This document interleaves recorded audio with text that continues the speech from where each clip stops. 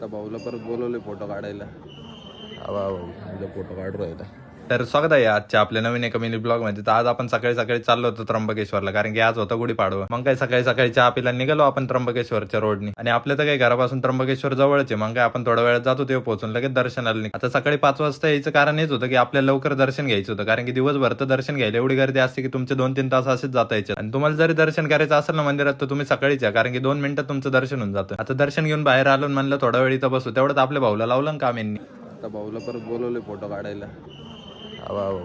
Photo काढू राहिला. म्हणलं आता मंदिरातून दर्शन घेऊन बाहेर आलोय तर बसू थोडा वेळ, पण कायचे फोटो काढायला लावतो सगळे आम्हाला. म्हणलं आता चला इथून निघू आपण लगेच. तुम्ही जर अजून बी आपल्या अकाउंटला फॉलो केलं नसेल ना तर लवकर जाऊन फॉलो करून घ्या. आता आपण डेली पोस्ट करू राहिलो. मग काय पेढे घेतले आणि शिवाजी महाराजांचं दर्शन घेऊन आपण निघालो नाश्त्याला. आता आपला नाश्ता झाला नाही का थोड्या वेळात आपण पोहोचलो साधना मिसळला. आता साधना मिसळला पोहोचलो नाही का ती ऑर्डर केली. मग काय मिसळ खाल्ली आणि लगेच हात धुवायला गेलो. तिथं हात धुवायचं तेवढं भारी होतं, मला तेच आवडलं मिसळपेक्षा. आता मिसळ तर खाऊन झाली होती ना, आपण निघलो थोडं फिरायला आणि तिथं आपल्याला दिसले ससे, आणि ससे तेवढे भारी होते की बस.